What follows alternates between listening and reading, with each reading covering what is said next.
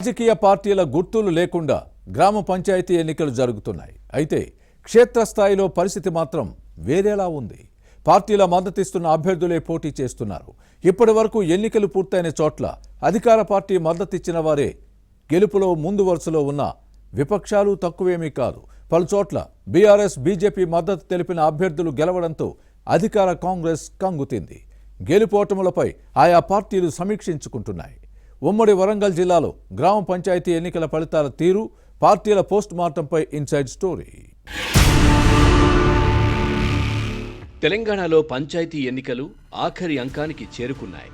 అన్ని పార్టీలు ప్రతిష్టాత్మకంగా మారినా పార్టీలు గుర్తులు లేకపోవడంతో కొందరు నేతలు లైట్ తీసుకున్నారు. దీంతో ఫలితాల్లో కొంత తేడా వచ్చిందని ఆయా పార్టీ నేతలు అంగీకరిస్తున్నారు.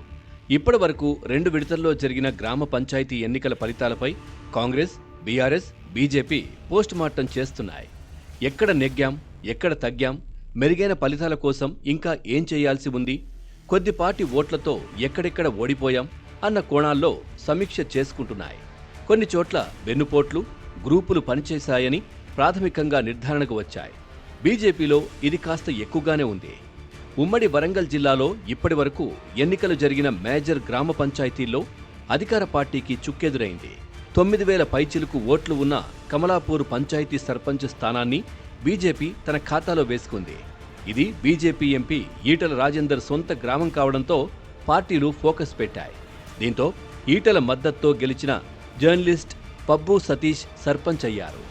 ఇక్కడ సతీష్కు 2,150 ఓట్ల మెజార్టీతో గెలిచారు. అయితే కమలాపూర్ సర్పంచ్ స్థానంపై కేంద్ర మంత్రి బండి సంజయ్ వర్గం కూడా కన్నేసినట్లు చర్చ జరిగింది. కానీ నేరుగా జోక్యం చేసుకోకుండా బీఆర్ఎస్ బలపరిచిన అభ్యర్థికే బండి వర్గం మద్దతిచ్చిందని సమాచారం. అటు బీఆర్ఎస్ ఎమ్మెల్యే పాడి కౌశిక్ రెడ్డి ఈ స్థానం గెలవాలని శతవిధాలా ప్రయత్నించారు. కానీ ఈటల రాజేందర్ మద్దతుదారు సతీష్ కమలాపూర్ సర్పంచ్గా ఎన్నికవ్వడంతో ఇక్కడ అధికార కాంగ్రెస్ మద్దతిచ్చిన అభ్యర్థి కనీసం పోటీలో లేకపోవడం గమనించదగ్గ విషయం.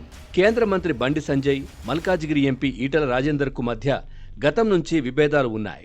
అవి ఈ ఎన్నికల్లో స్పష్టంగా కనిపించాయి. ఒకరినొకరు దెబ్బతీసుకోవాలని చూశారు. బండి సంజయ్ వర్గం పరోక్షంగా బీఆర్ఎస్కు మద్దతు ఇవ్వడం విమర్శలకు తావిస్తోంది. ఇక ములుగు జిల్లా ఏటూరు నాగారం మేజర్ పంచాయతీని బీఆర్ఎస్ గెలుచుకుంది. తాడ్వాయి పంచాయతీని గులాబీ పార్టీ సొంతం చేసుకుంది. అటు మహబూబాబాద్ ఎమ్మెల్యే మురళీనాయక్ సొంత తండాలో కాంగ్రెస్ రెబల్ విజయం సాధించారు.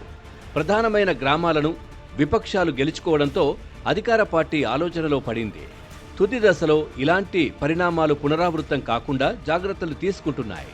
పంచాయతీ ఎన్నికల పోలింగ్ వారం ముందు నుంచే విస్తృతంగా ప్రచారం నిర్వహించారు. పల్లెల్లో మద్యం ఏరులై పారింది. తుది విడత కోసం లిక్కర్ పంపకం జరుగుతోంది. ఓటుకు తాయిలాలు ఇచ్చుకుంటున్నారు. అయినా పల్లె జనం తీర్పు కొన్ని రాజకీయ పార్టీలకు మింగుడు పడకపోవడంతో పోస్ట్ మార్టం మొదలుపెట్టాయి. ఈ నెల 17న 3వ విడత పంచాయతీ ఎన్నికలు ముగిసిన తర్వాత ఎంపీటీసీ, జెడ్పీటీసీ స్థానాల ఎన్నికలు జరుగుతాయి. పల్లెపోరు పార్టీ గుర్తులు లేకుండా జరిగినా బరిలో దిగిన అభ్యర్థులకు ఆయా పక్షాలు మద్దతిచ్చాయి. ఇక ఎంపీటీసీ, జెడ్పీటీసీ ఎన్నికలు పార్టీల చిహ్నాలపై జరుగుతాయి. దీంతో కీలకం కావడంతో ఏ పార్టీ సత్తా ఏంటో తెలిసిపోతుంది. దీంతో ఇవి ప్రతిష్టాత్మకంగా మారాయి. చేసిన తప్పులను సరిదిద్దుకుని భవిష్యత్తుకు బంగారు బాటలు వేసుకుంటే సరి, లేకపోతేనే సమస్యలు వస్తాయి. పంచాయతీ ఎన్నికల్లో ఎమ్మెల్యేలు ఎలా వ్యవహరించినా పరిషత్ ఎన్నికల్లో మాత్రం పార్టీల అభ్యర్థులను గెలిపించుకోకపోతే చిక్కులు తప్పవు. దీంతో మండల ప్రజా పరిషత్, జిల్లా పరిషత్లో పాగా వేసేందుకు వ్యూహాత్మకంగా పావులు కదుపుతున్నారు. వీటిని హస్తగతం చేసుకునేందుకు వీలుగా అధికార కాంగ్రెస్ నేతలు ప్రచారానికి ప్రణాళికలు సిద్ధం చేస్తున్నారు. ఎంపీపీ, జెడ్పీ ఎలక్షన్స్లో ఏం జరుగుతుందో చూడాలి.